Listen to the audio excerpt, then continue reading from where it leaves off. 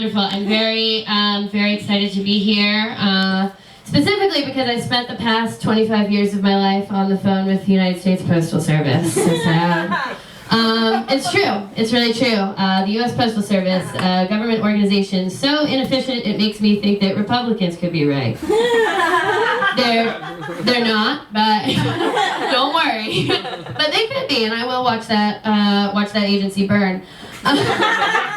That's my vow. But I was on the phone with him today because I ordered a shoe rack online. I'm very excited about it. And I got a notification saying that it was delivered. But guys, not delivered. I know. So I had to call them immediately.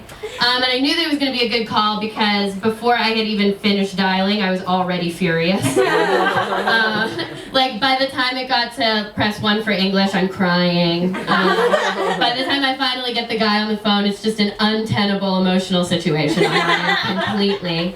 So I get this guy on the phone and I'm like, listen, buddy, I got all these shoes and I need somewhere to put them. And the guy on the other end was just like, yes, of course, ma'am. We would all love to have a shoe rack. So. And never in my life have I had one comment just completely make me realize how fucking stupid I have sounded for the past 3 months. Like, it was so, I am such a bitch that I called this man at his place of work and was just like, what am I gonna do with all these shoes? And like, I'm so self-centered that I presented it now to all of you like a story that would interest anyone. But the crazy thing is that the man then did help me, like, his job was then to help me with my bullshit, and guys, shoe rack's coming tomorrow. Yeah. Thank you. I will have somewhere to put my shoes. I would love to move seamlessly now into my political material. Thank you. But before I do, I want to do like a little bit of a poll, just because I don't want to make anybody uncomfortable. So I'm just gonna see where you guys are at. Please raise your hand if you voted for Barack Obama because you think that he's very cute. Okay,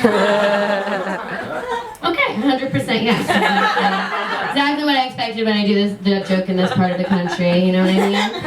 Do it in other parts of the country and they're like, well, he's hot, but we're racist. No, but that's kind of where I stand. I think that he's very attractive. Not that I would never hook up with him just because of how much respect I have for Michelle. You know what I mean? Like, even if he came up to me and was like, Alise, Michelle and I broke up and I would love to take you out, I'd be like, Barry, no. We can't. So no, I wouldn't fuck him, but I would watch the two of them fuck, right? But I would watch any president fuck just because I'm a history buff. Somebody yell out a president. Kennedy would watch him fuck, and honestly, you probably can. There has to be. I did that joke once, and someone was like, Alexander Hamilton, and I was like, not a president, but would watch him fuck. I saw something in my newsfeed today that I thought was interesting. It was an article. And the title of the article was, would you use a smart menstrual cup that texts you updates about your monthly flow? I was like, well, short answer, no, I don't need that. I don't need something to go into my vagina and text me about it later. I don't need a menstrual cup to do it. I don't need a dude to do it. I just don't need it. But I do think it's interesting. I feel like period news has been happening a lot. There was that girl who ran a marathon on her period. Did you guys hear about that?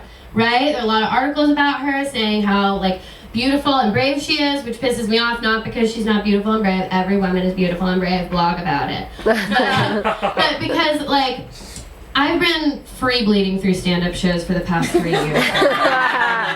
I've gotten almost no exposure. Like one split-sider article, but it was just a mention. I do think it's interesting that periods are the thing about vaginas that get the most play, just because my period is like the 5 days a month where I like actually understand what's coming out of my vagina. You know what I mean? Like the rest of the month, I just like take my underwear off and it's just like Yellow Submarine, like a guy with a trumpet, and Ringo's on the drums. I'm like, how did you get here? It's a mess. Being a woman is a mess. I'm gonna leave you guys with this. I feel a little flustered. I am recovering from a cat call that occurred recently. A man said something very interesting to me. I was walking and he said, girl, your pussy smells good. And I was like, there isn't really that much to say to that. But it did make me think, like, I think that catcallers feel about women the same way that I feel about, like, babies that I see. Like, you know when you're on the train and on rolls, like, a really fly baby, you know, one that, like, looks really good. I'm like, oh, I'm gonna get in its face and tell it to smile. You know?